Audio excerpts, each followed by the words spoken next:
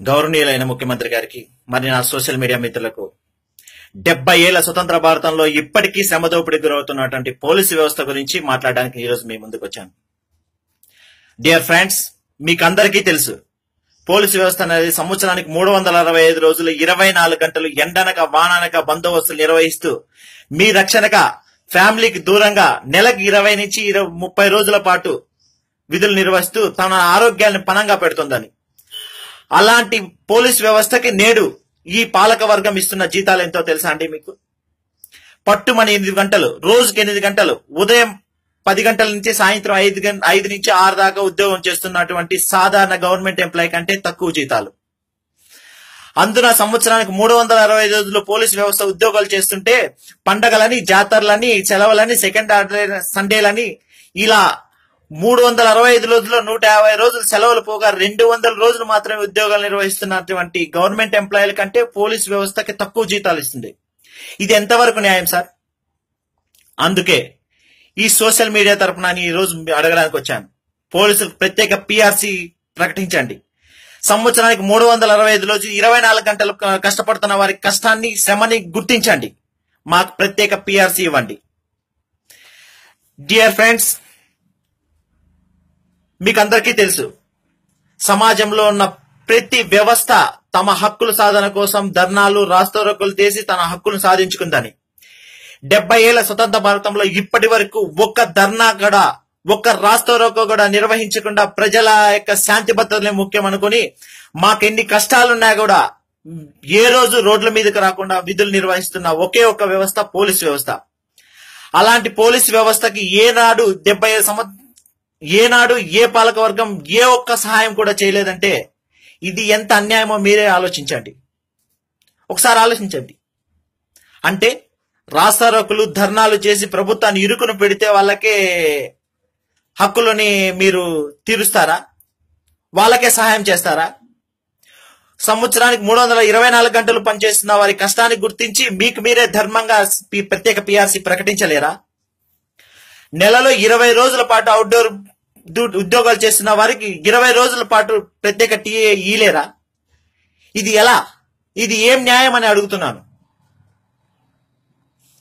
Dear friends, మా కష్టం ఎంతైనా మాకు రోడ్ల మీదకి వచ్చి ధర్నాలు చేసే అలవాటు లేదు, రాదు. ఈ వ్యవస్థ ఎప్పటికీ చేయదు. అందుకే సోషల్ మీడియా తరపున ఫ్రెండ్స్ మిమ్మల్ని అడుగుతున్నా, మాకు న్యాయం చేయండి అని. గౌరవనీయులైన ముఖ్యమంత్రి వారికి, పాలక వర్గానికి తెలియజేయమని కోరుతున్నా. పోలీసులు ప్రత్యేక పిఆర్సీ ఇవ్వాలి, శ్రమకు తగ్గ ఫలితం ఇవ్వాలి అని. సార్, మీకు అందరికీ తెలుసు మీరు ఏసీ కారులో అసెంబ్లీకి వెళ్తున్న ప్రతిసారి రోడ్లు వెంబడి మీ ఎండలో మీకు ఉద్యోగాలు చేస్తున్న పోలీసులు కనిపిస్తుంటారు. ఒక్కసారైనా వాళ్ళ కోసం ఒక్క సంస్కరణ తీసుకురావాలని మీకు ఎప్పుడు అనిపించకపోవడం మా యొక్క దౌర్భాగ్యమో లేకపోతే అన్యాయమో మాకు అర్థం కావట్లేదు సార్. మీరు వెళ్లే ప్రతి బడ్జెట్ సెషన్ కి మేము కనిపిస్తుంటాం సార్. మీరు పెట్టే ప్రతి పిఆర్సీకి మీకు బందోబస్తుగా మేము ఉంటాం సార్. మీరు ఏసీ కారులో రై అని పడితే దారి పొడవునా మీకు బందోబస్తు నిర్వహిస్తుంటాం సార్. అప్పుడు కూడా మా గురించి ఆలోచించాలని మీకు అనిపించకపోవడం చాలా దారుణమైన విషయం సార్. ఇప్పటికైనా మా గురించి ఆలోచించి మాకు పోలీసు వ్యవస్థకు ప్రత్యేక పిఆర్సీ అమలు చేసి నెలలో 20 రోజులు అవుట్ డ్యూటీలు చేస్తున్న మాకు 20 రోజులకి టీఏ ఇస్తారని ఆశిస్తున్నాం సార్. మాకు ధర్నాలు చేయడం రాదు సార్, రాస్తారోకోలు చేయడం రాదు సార్. అలా చేసే వాళ్ళని అడ్డుకొని అయ్యా శాంతియుతంగా మీ కష్టాలు ఏమైనా ఉంటే ప్రభుత్వానికి చెప్పుకోండి అని చెప్పే వాళ్ళమే కానీ ధర్నాలు, రాస్తారోకోలు చేసే వాళ్ళం కాదు సార్ మేము. కానీ ఈ రోజు ఇన్ని సంవత్సరాలైనా మా యొక్క కష్టాలు తీర్చలేదని ఈ రోజు మీ ముందుకు ఈ సోషల్ మీడియా ద్వారా వచ్చాం సార్. ఇప్పటికైనా మా కష్టాన్ని అర్థం చేసుకుంటారని ఆశిస్తున్నాం సార్. మాకు ప్రత్యేక పిఆర్సీ ప్రకటించండి సార్. దయచేసి ప్రకటించండి సార్. అర్థం చేసుకోండి సార్.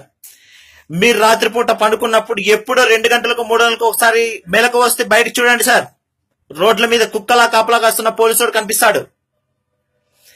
40 డిగ్రీల ఎండలో కూడా మీరు ఏసీ కారులోనూ చెట్ల కింద తిరుగుతున్నప్పుడు ఆలోచించండి సార్. అదే ఎండలో ఒక పోలీసుడు విధులు నిర్వహిస్తుంటాడు. మీరు బందోబస్తు జాతరలకి, పండగలకి ఫ్యామిలీతో వెళ్ళినప్పుడు చూడండి సార్. ఫ్యామిలీని ఇంట్లో వదిలిపెట్టి ఒక పోలీసుడు బందోబస్తు నిర్వహిస్తుంటాడు. అలా 325 రోజులు పనిచేస్తున్న పోలీసుకి ప్రత్యేక పిఆర్సీ ఇవ్వడంలో తప్పేముంది సార్? శ్రమకు తగ్గ ఫలితాన్ని ఇవ్వడంలో తప్పేముంది సార్? ఆలోచించండి సార్, ఇకనైనా ఆలోచించండి సార్. 70 ఏళ్ల స్వతంత్రంలో ఇప్పటికీ బాధపడుతున్నాం సార్.